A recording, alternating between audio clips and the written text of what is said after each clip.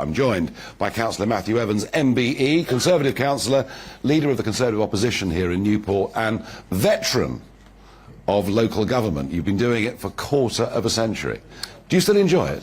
Well, I do, yeah. I mean, it sounds a long time, 25 years, but it's been an incredible experience. I've enjoyed it. We've had good times, bad times, but yeah, I still enjoy it. To make a difference to just one or two people is always satisfactory, and yeah. Now, obviously, we associate Wales very predominantly with the Labour Party, going back to the very birth of the Labour Party, actually. Yeah. But in the last few years, in parts of Wales, the Conservatives have made some quite big gains. Are they going to hold those seats?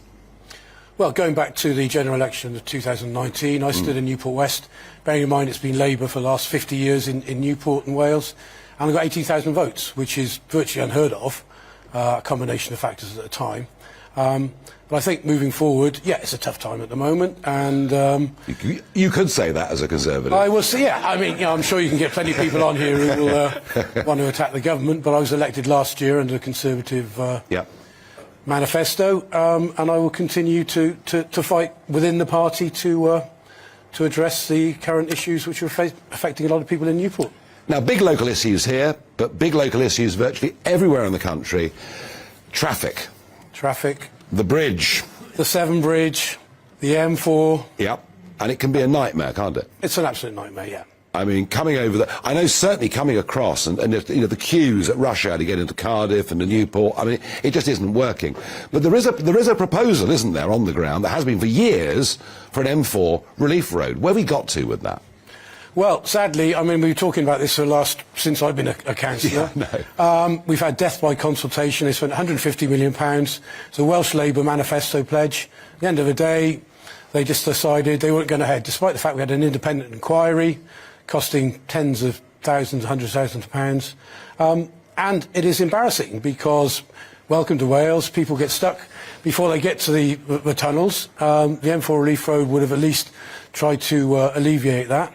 And don't forget, people just say it's not just motorists, it's the economy as far as lorries. Yeah. Buses and coaches use motorways and roads. And as soon as we get to the M4 accident, something like that, the whole of Newport becomes gridlocked, and that affects everybody's lives. So is there any prospect of this changing? Not with the Labour government, I can assure you. It's been firmly kicked in the long grass. Well, OK, I'll buy that one for a moment, because it's interesting. I mean, Stonehenge, a couple of 100 miles up the road, yep. It's taken them 30 years to agree to build a tunnel. Things take a long time. Now, one of my sort of, pet gripes on this show is the way that motorists are being treated. Yep. Cameras going up everywhere, people being fined more than they ever have been in their lives. But the one that drives me crackers is the 20-mile-an-hour zone. Now, welcome to Newport, yeah. I get it. Between 8 and 9 in the morning outside a primary school, I think 20 miles an hour is a sensible limit. Yeah. No question about that. And you can do that with speed bumps anyway, it seems to me, without cameras. But what is the current proposal for Wales? Well, I know as far as Newport goes, well, the whole of Wales is spending £23 million on this scheme. My local road is already a 20 mile an hour, and I think you've probably got about 20% compliance. The speed camera vans are up there all the time, and when that's rolled over across the city, you're not going to be able to get a place on a speed awareness course because the backlog will be for years. I mean, it's going to be. But the plan is to roll this out across the whole of Wales. The whole of Wales, yeah, exactly, and it's, as you say, outside primary schools or an accident, but it's just incredibly difficult to drive at 20 miles. Trouble is, Matthew, that you can say Labour do all these things, and I look around the country and there's a big battle on the ULEZ extension going on with Greater London at the moment, and you can say Labour are doing all these things, but actually the Conservatives with their green agenda have up until now been supporting all of this.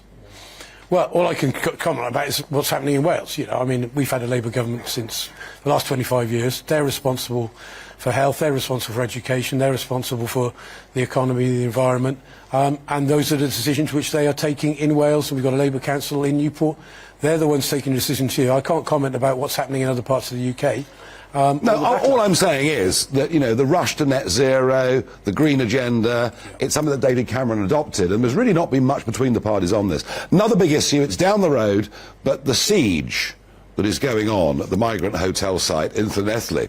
Quite extraordinary scenes. You know, in the last 3 days, another 1,000 young men have crossed the English Channel. This pressure's being put on everywhere. I mean, I've seen Llanelli, but is this a big debate in Wales or not?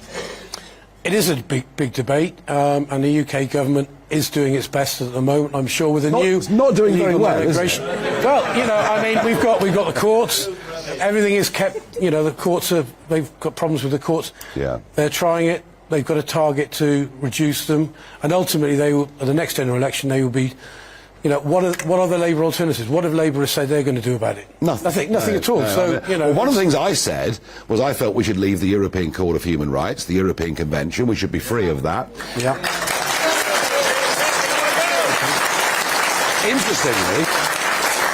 Interestingly, the charge sheet against me from Coots and why I should be debanked included leaving the ECHR, but I can't really work that out.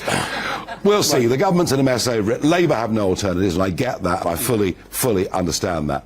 Now, what I do know, Matthew, is, you know, we've launched this big campaign, and it's interesting, isn't it, that my banking stuff came afterwards, but GBNews already had put together this Don't Kill Cash campaign. We've got about 220,000 people that have signed up to it already, and I know you're a big supporter of it. Just tell us why.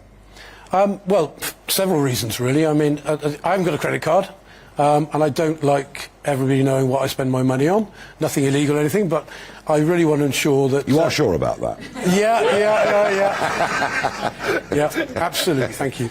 And we should have a choice, and there are a lot of elderly people who don't have that, and if you had a card and you suddenly went out somewhere it's card only, and it didn't work or something, then you're left stranded. So it's all about freedom of choice to me, and ensuring that elderly people, if they want to just use cash, like I do from time to time, they should be allowed to do it, and I think it's absolutely nonsensical that we're going down that route.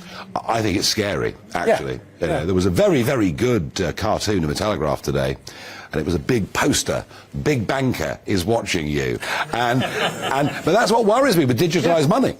That they can control, you know, they can control what we spend our money on. No, it's a great campaign. Matthew, thank you for quarter of a century in local government. Thank you for joining us tonight on GB News.